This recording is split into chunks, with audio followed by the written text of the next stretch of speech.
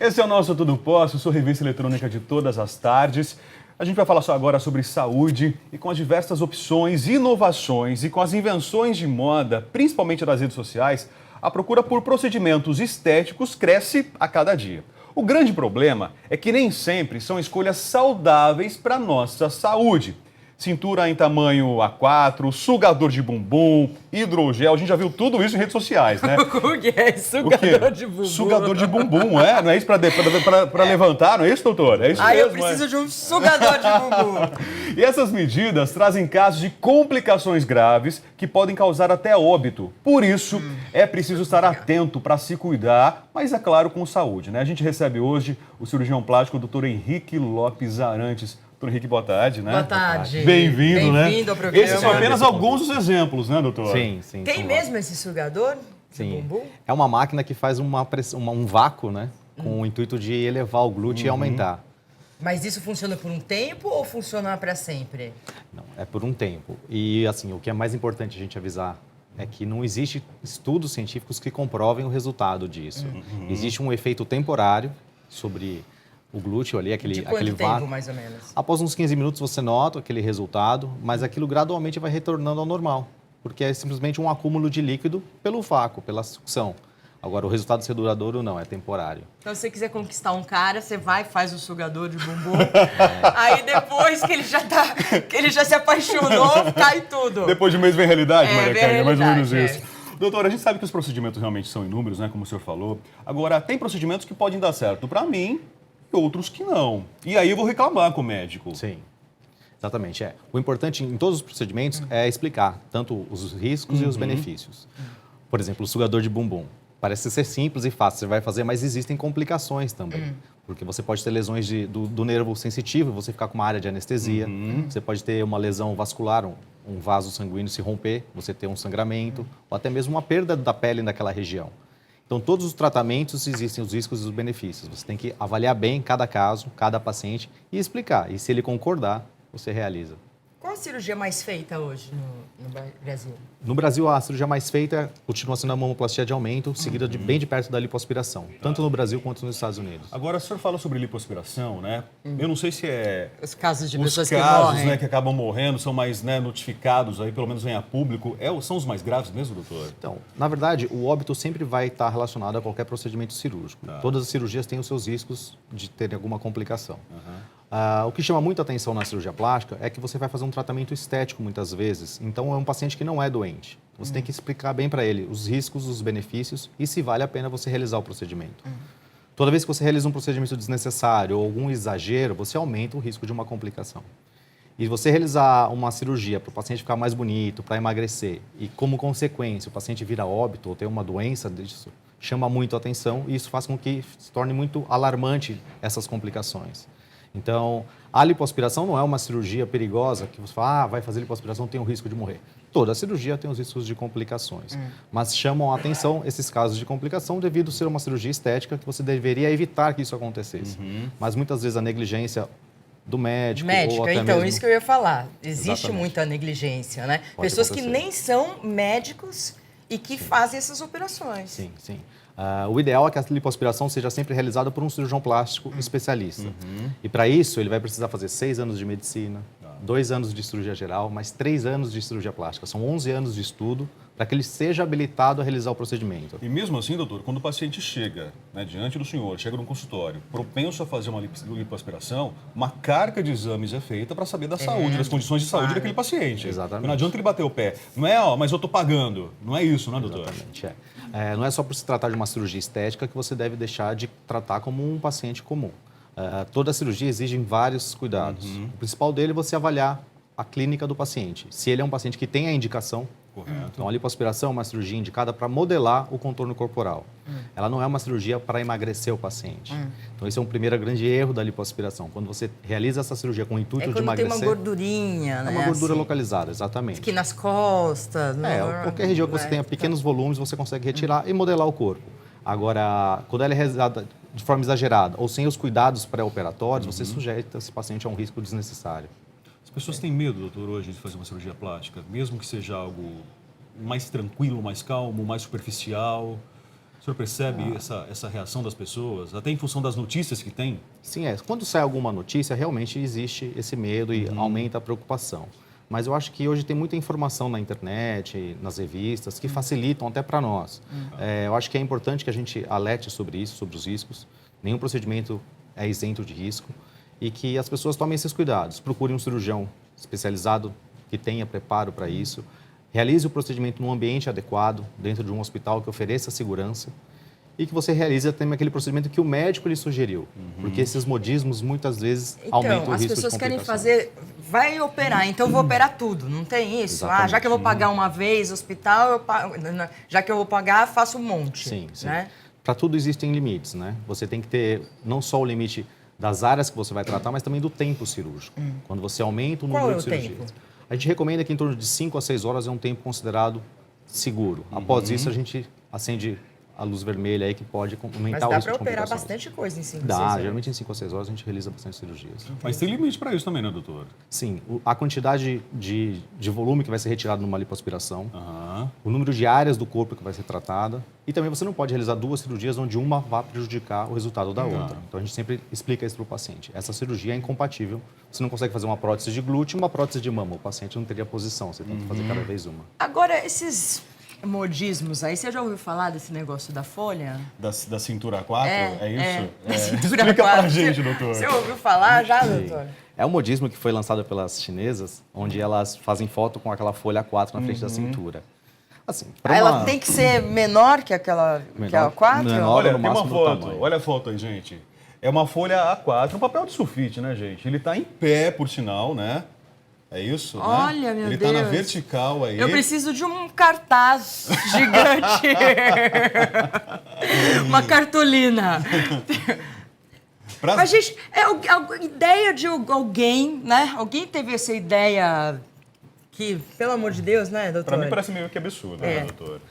Eu não acho que isso seja uma coisa saudável. Primeiro porque... Porque cada um é um tipo. Exatamente. Você tem que ter uma relação adequada, tanto entre a cintura pélvica, que seria a região dos ombros, com a cintura escapular do ombro e a cintura pélvica do quadril. Essa proporção é que vai trazer a beleza. Não é a cintura extremamente fina ou estreita que vai trazer essa beleza. E, inclusive, numa paciente de 1,5 m, é muito mais simples que você tenha uma cintura fina. Mas uma pessoa de 1,70 m é incompatível. Você E não consegue do isso. outro lado do mundo, as mulheres são mais Exatamente, baixas, né? Mais exatamente, magras exatamente. também. No passado, a mulherada utilizava espartilho, né, pra dar esse aperto, né, Maria? Ai, ainda bem que não utiliza mais. Mas deve ser complicado, né, doutor? A gente chega lá, chega no consultório e fala assim, ó, quero ficar igual a tal pessoa. Tem muito isso? Tem. Ainda existe Foto. essas situações dos pacientes levarem fotos e a gente tem que explicar que a beleza do resultado vem da harmonia entre as estruturas. Claro. Como nós falamos agora da cintura fina. Eu não imagino uma pessoa de 1,80 m, 1,70 m com uma cintura do tamanho de uma folha 4. É impossível. Impossível E aí, se a pessoa pede para você retirar uma costela ou fazer um exagero numa cirurgia, também não se faz, porque essa cirurgia não é aconselhada e não se realiza isso Mas essas rotineiramente. meninas aí, essas bailarinas e tudo, elas fazem isso. É uma sede pela beleza, né, doutor? É Exatamente. isso. O que a gente tem Não que medindo explicar é as que consequências. a beleza do corpo de cada um vem de uma harmonia entre as estruturas. Exatamente. Então, não adianta eu pegar, às vezes, o rosto da Gisele Bündchen, que é uma pessoa considerada uma das mais bonitas do mundo, e colocar no corpo de uma paciente oriental de 1,50 m. Não vai combinar. Ela tem um rosto muito grande para aquela paciente de 1,50 m.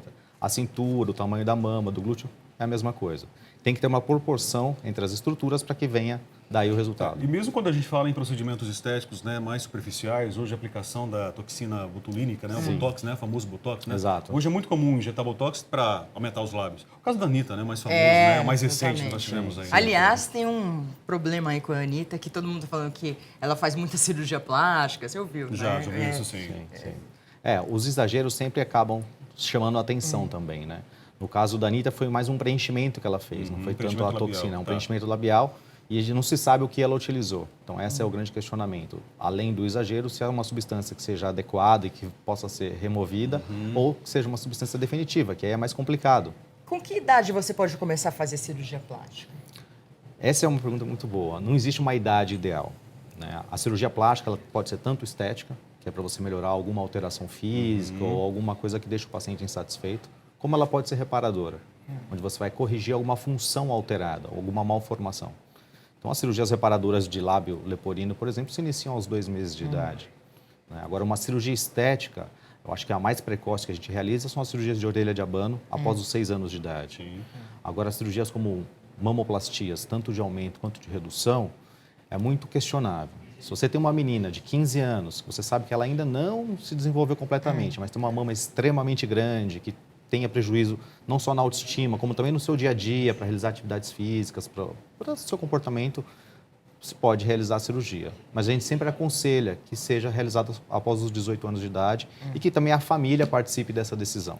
Porque muitas vezes um jovem ainda não tem a maturidade para decidir sobre a cirurgia. Então é importante que o médico nessa hora oriente também. Há casos de pessoas que nessa orientação desistem do procedimento, doutor? Sim, principalmente no caso da mamoplastia. Se você explica para o paciente, nós podemos realizar essa cirurgia agora para que você tenha uma harmonia melhor do seu corpo, mas provavelmente vai ser necessária uma segunda cirurgia quando você terminar o seu desenvolvimento. E aí, às vezes, esse intervalo, por ser curto, ou assim, a necessidade de uma segunda cirurgia pode ser uma contraindicação por parte dela de realizar o procedimento. Então, é importante também orientar sobre isso, né? As cirurgias se tornaram mais acessíveis? Eu acho que sim. Hoje, não só o número de cirurgiões aumentou, né? A gente tem várias opções de tratamento, como também facilitou o acesso da população às cirurgias, né? O Brasil é o segundo país no mundo em número de cirurgias plásticas, a gente só perde para os Estados Unidos. Mas se a gente comparar o poder aquisitivo da nossa população com o poder aquisitivo da população americana, existe uma diferença grande. Então, se a gente conseguisse ter essa avaliação, provavelmente nós teríamos um número maior se tivéssemos um poder aquisitivo semelhante. Tem esse fato da cultura também no Brasil, a cultura, e não só a moda, mas existe essa preocupação com o corpo, com a saúde. É um país tropical que as pessoas se expõem mais. Então, existe uma exigência social de que você tenha uma boa apresentação. Isso fez com que aumentasse também o número de cirurgias. Mas esse ranking, né, quando a gente ocupa o segundo lugar, são cirurgias mais estéticas do que reparadoras. É isso, não, doutor? Exato. São mais cirurgias estéticas do que reparadoras. É a busca pela Reparador, beleza e acho que pelo já corpo tá em ideal, outro, né? Outro As culturas mais asiáticas, europeias, têm um número de cirurgias reparadoras muito maior do que a nossa. grande, né? Sim.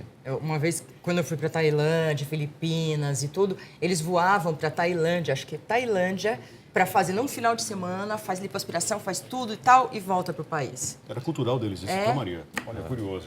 Agora, também tem uma diferença entre as cirurgias que são pagas, por exemplo, na rede privada e aquelas que vão para o setor público, para o SUS, né? Sim. O SUS não aceita todo tipo de procedimento, né, doutor?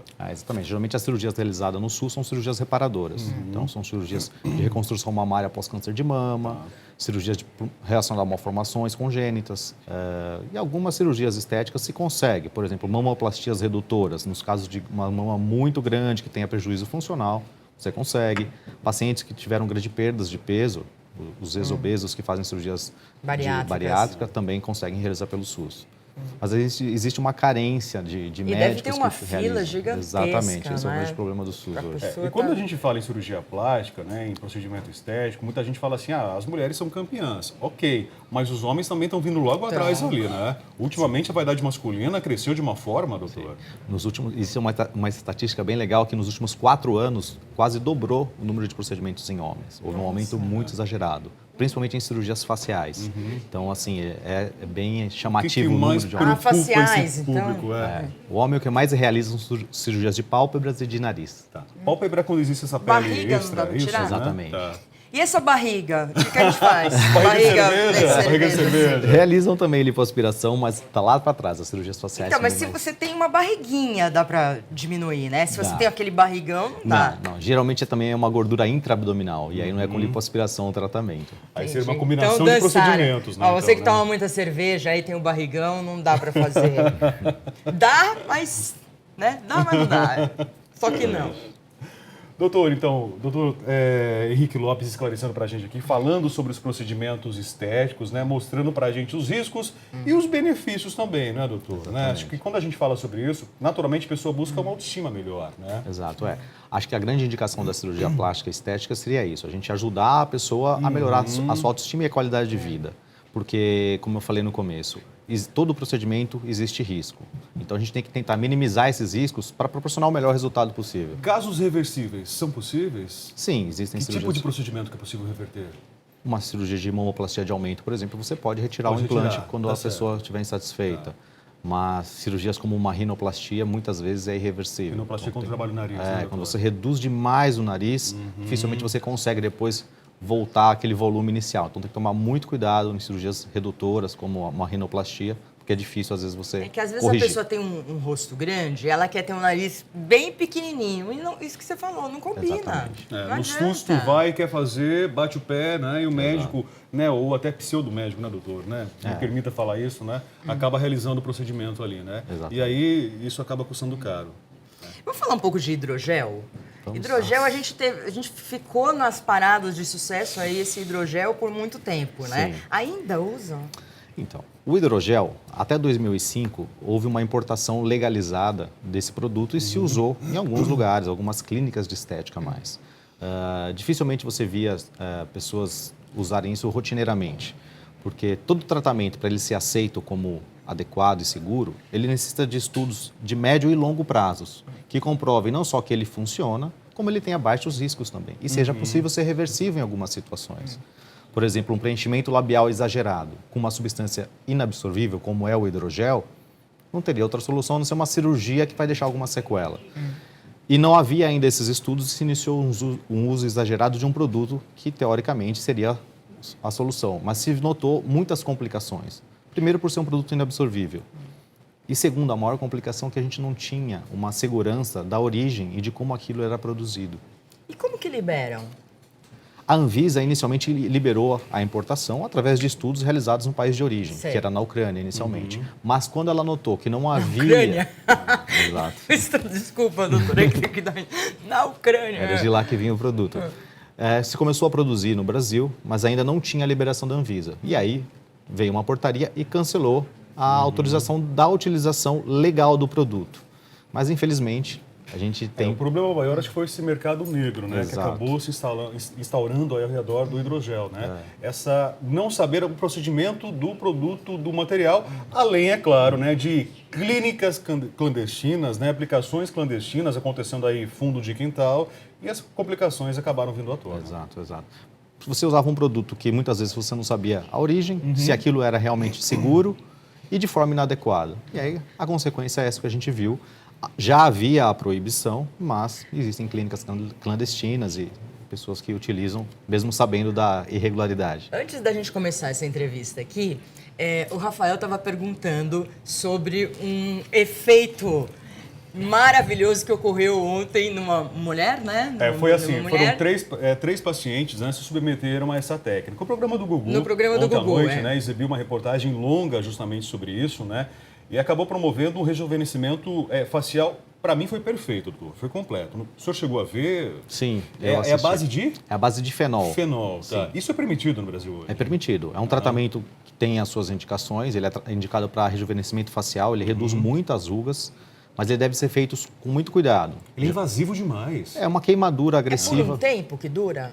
Ou não? Ou dura... Você causa um rejuvenescimento E e aí depois volta. a pele volta a envelhecer como ela era antes, né? Eu costumo falar para minhas pacientes que não existe nenhum tratamento que a gente consegue parar o relógio do tempo. Tá. A gente dá uma atrasada no relógio do tempo, mas ele vai continuar Não rodando. existe pílula da juventude ainda, doutor? Ainda não, Ainda infelizmente. não. Tá certo. Doutor Vou Henrique Lopes, inventar para vou ganhar inventar. bastante dinheiro. E pra gente usar também, hein? É, Por favor, verdade, né? é verdade. Doutor Henrique Lopes, muito obrigado pela presença. Obrigada.